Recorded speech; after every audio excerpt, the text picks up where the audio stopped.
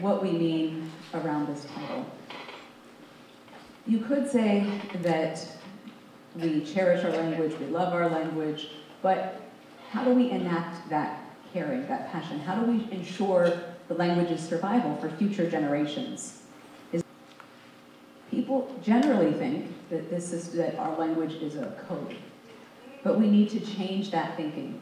We need to frame our language as a heritage language that has a history and that will prevent people from simply inventing new signs or trying to invent new communication methods to replace ASL.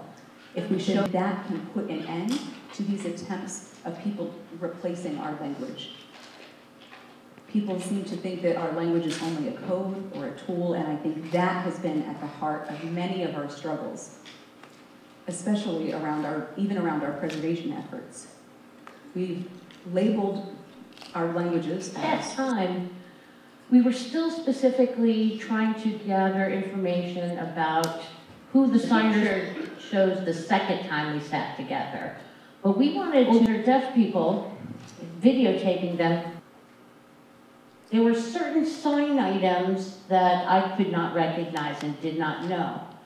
Luckily, my parents were deaf, and Ted came from a deaf family. Sometimes we were able to use the older generations in our family.